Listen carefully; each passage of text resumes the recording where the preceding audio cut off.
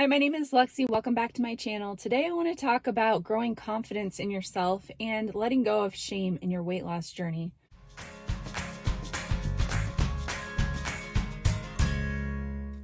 So I had a different video that I was going to film today and I had my notes all ready and everything, but I just didn't feel inspired to do that video. And instead, I really just felt like I wanted to come on and talk about this instead. And I think that part of it is because one of the things that I see a lot from people in the comments and on different Facebook groups and things is that people are always down on themselves for not measuring up to what they want to do, or maybe, they're trying to alternate day fast and they just can't get through the fast day and they eat or whatever it may be.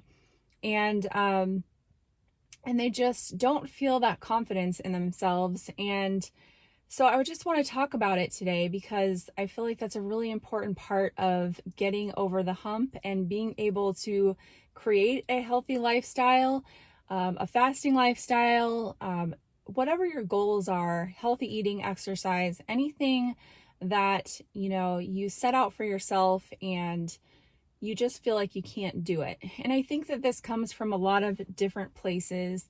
It can be from things that people have said to you or just false beliefs that you have about yourself.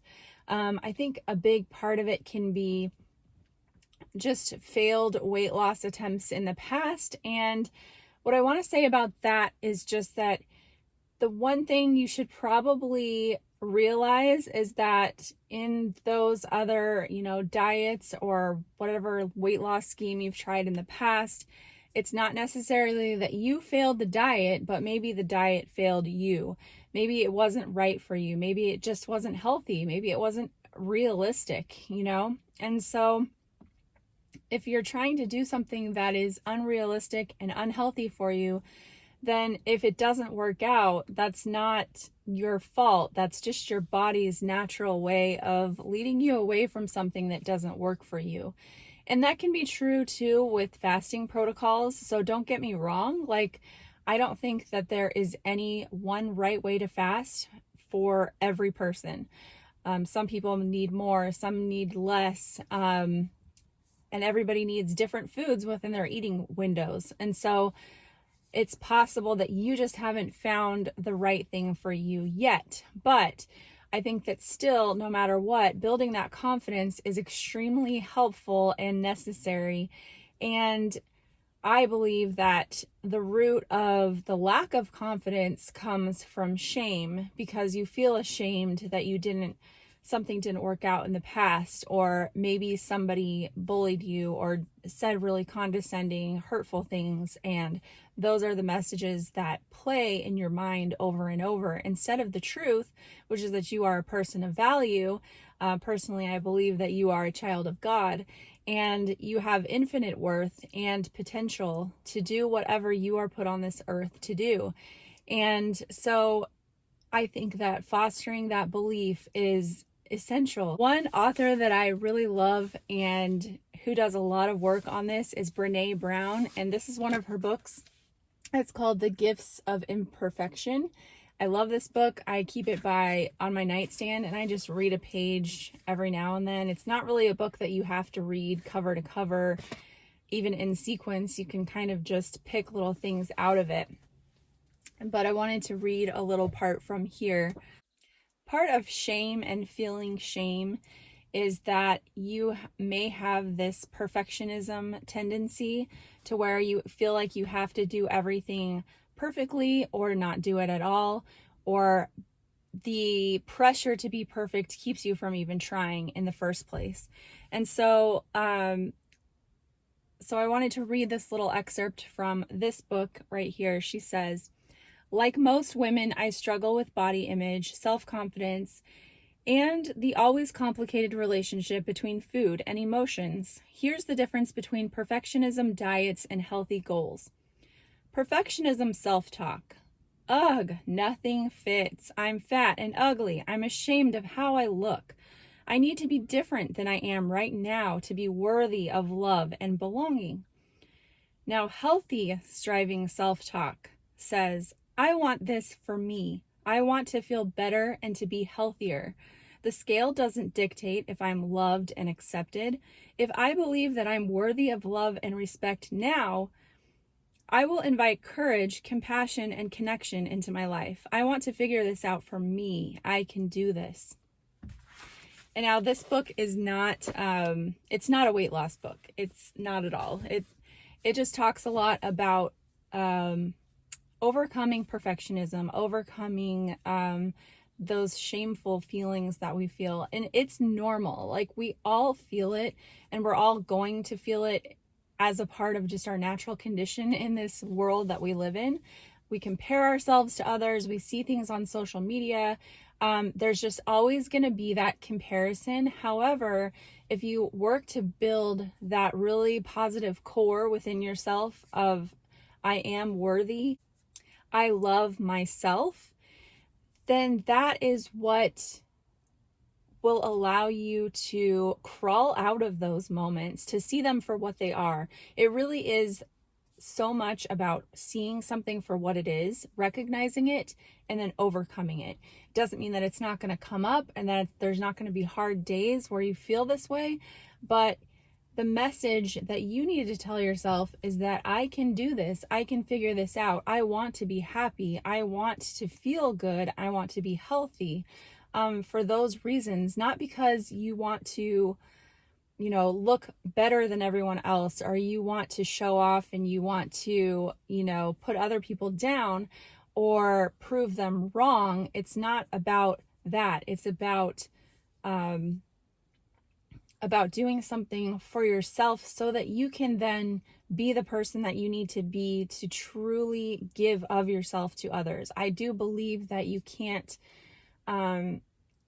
give the best of yourself if you don't love yourself first, and if you don't meet the needs that you really need. And I could probably do a whole other video just on self-care and all of that, and how it's not selfish. That's a good one as well. Interestingly enough, as I was thinking about doing this video, I saw a quote on a Facebook page that I'm a part of, and I believe it said something like, when someone gives you a compliment, choose to believe it.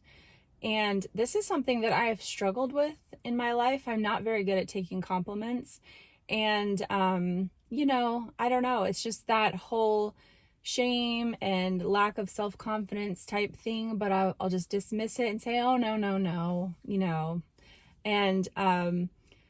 and I think that a lot of us do this. And so I really liked that idea of choosing to believe those compliments, because sometimes you really do have to choose to believe something, because the doubts are just a natural reaction that we have within ourselves due to so many years of negative self-talk, that it's like a default setting.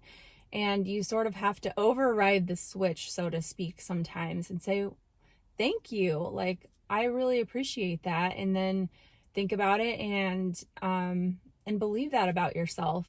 And there's really so much that goes into this idea, because some of the problem with shame and with feeling the lack of self-confidence in being able to achieve whatever goals you're setting with your fasting, for instance, is just that some people are honestly hitting it too hard, and they do have that perfectionism mentality where they think, these people that I've watched on YouTube or on social media that are super successful, this is how they're doing it, so that's what I need to do right out the gate. And I did a video about this a few weeks ago, about letting yourself evolve and just how you don't have to be what you want to be right away.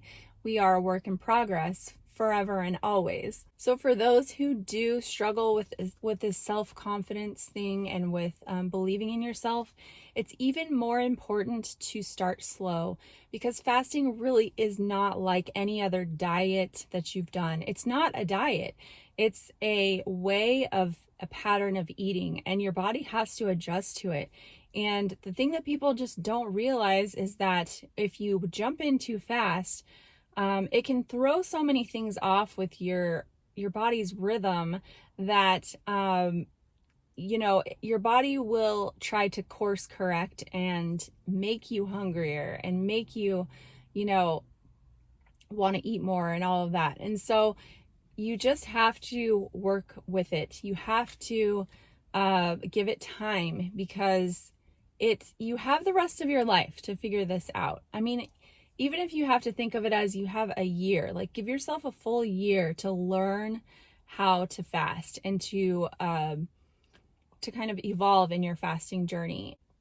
And just understand that we all have strengths and weaknesses, and we all have good days and bad days. I have bad days. I've been doing this for a dang long time. 2.5 years alternate day fasting, 3 years fasting, and I have days that are a struggle, and I have times where I feel shame because I'm not re-losing the weight that I want to lose quick enough, and when I report those weights to you guys, I have to talk myself up, because I'm afraid that someone's gonna say something to me about obviously you're doing it wrong, and like you should do this, this, and this, and if you did, this would happen. And so I deal with those things as well. I compare myself to other people. I put myself down.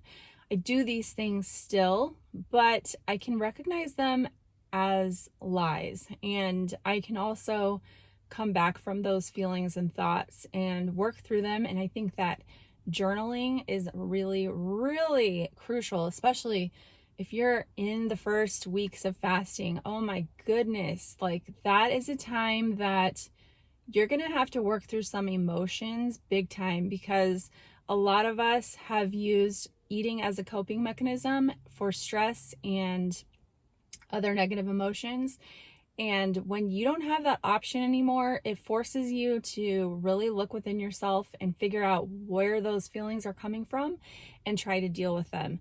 And so if you journal, you can get those feelings out and just see what that person inside of you is saying to you, and then talk back to it and say, no, that's not true. You are worthy, and you can do this, and you deserve this for you and for your family and the people you love around you. These are the important reasons. Anyway, I really hope that some of that helps you, because I do see a lot of people struggle. I see a lot of people come and go, and I know that they feel defeated. They feel ashamed that they have failed, but it's not a failure. It's just a learning experience. It's something that you can acknowledge, work through it, see what happened, see what you can do next time, and just keep learning. Also, I want to say that I can't recommend enough fasting podcasts, particularly the Intermittent Fasting Stories podcast and the Fasting Highway podcast. I know that I talk about these all the time, but I can't recommend them enough, because what it is you're listening to people's stories, and they're telling you the things that they overcame, and you realize that they're just like you in this way and that way, and you have things in common with these people and similar struggles, and that